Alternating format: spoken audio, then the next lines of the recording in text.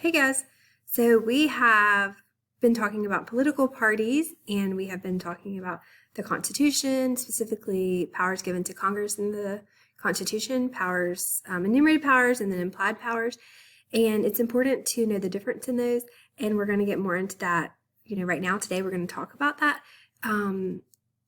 But it's just important to make sure you know what those are. And then remember, the 10th Amendment is what gives the states most of their power, because it says anything not permitted to the federal government and not prohibited to the states is a state power. And so that's just very tricky when we start talking about things such as the national bank.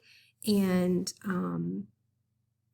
that's really the main thing we're going to talk about now is the national bank. When we move to the Louisiana Purchase, we're going to see again where this argument of interpretation of the Constitution comes up. So to get started, we've already established the two political parties. We have Alexander Hamilton with the Federalists and then Thomas Jefferson with the Democratic Republicans.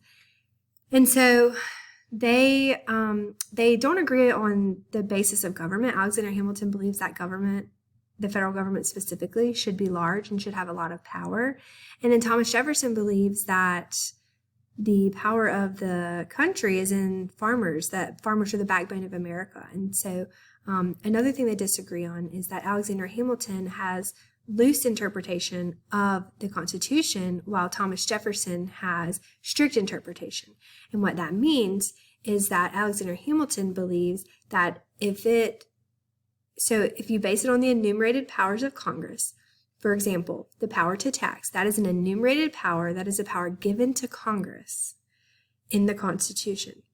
But Alexander Hamilton is arguing that because Congress has the power to tax, they need to be able to have a national bank so that they have somewhere to store the money that they collect for taxes. Just a simple example, but that's an example that we'll use.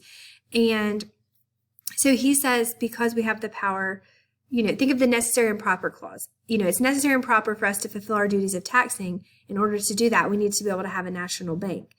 And remember, we learned about the elastic clause as well. So he's saying, because we have the power to tax, we also have the power or the right to create a national bank. And Thomas Jefferson says, no, you don't. That should be left up to the states. He says, if it's not permitted to you in the Constitution, then it is prohibited and it should be left up to the states. That's what Thomas Jefferson, as a strict interpreter of the Constitution, says. Okay, so Alexander Hamilton is going to have loose interpretation where he interprets it using really the necessary and proper clause.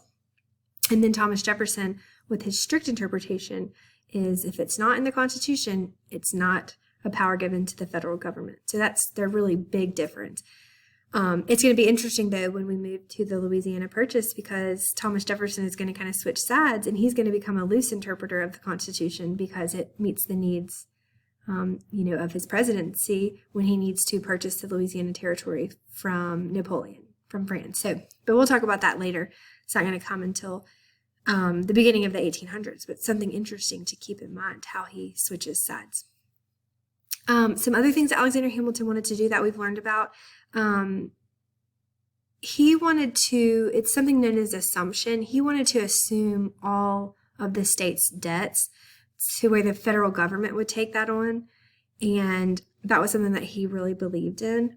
And then he also wanted to move the capital. He wanted to move it to Washington, D.C. And then he also wanted to create the national bank. And then he wanted to put a tax on whiskey. And so we know that those things are going to happen eventually.